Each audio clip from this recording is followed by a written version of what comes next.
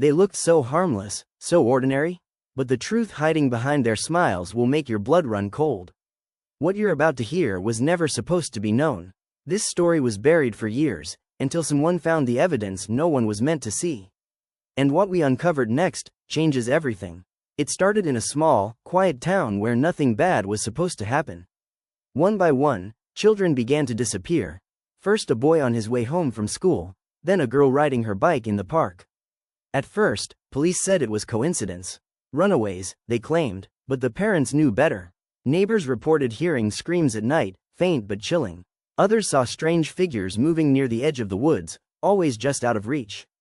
No one could explain it, and when a search party was finally organized, the only thing they found was a single shoe, caked in mud, lying miles from where the child was last seen. But that's not even the worst part. Hidden in the police archives, locked away for decades, was a set of photographs never shown to the public. The pictures revealed a chilling truth: the missing kids were not random victims. Each had been photographed days before they vanished, by someone they trusted. Who could do this? Who had access to these children, to their homes, their schools, their lives? And why were the police so desperate to bury the case? Then came the first real breakthrough: a diary discovered in an abandoned house at the edge of town. Its pages were smeared with dirt, some torn, but one entry stood out. They smile, they wave, they don't know what's coming. Everything pointed to someone close. Someone everyone thought was safe. And when investigators followed the trail, what they found left them speechless. Because the person connected to every missing child was the same person leading the town's search efforts. But that's just the beginning. What came next would expose a web of secrets darker than anyone imagined. The man at the center of the investigation was respected, trusted, even admired.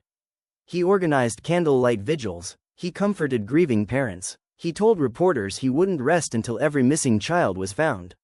And yet, hidden inside his home, police discovered a locked room no one was supposed to see.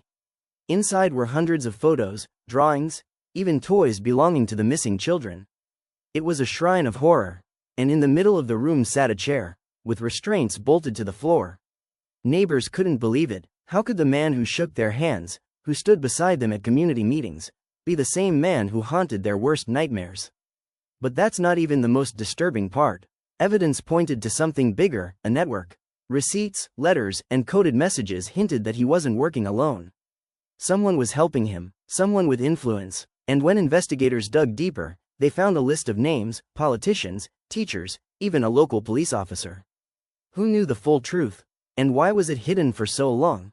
The diary recovered from the abandoned house had another chilling entry, one most people would never forget. Faces everyone trusts, that's the point. No one looks twice. Suddenly, the silence of the town made sense. People weren't just scared, they were being watched. Those who spoke too loudly about the case found themselves threatened, or worse. And here's where it gets even darker.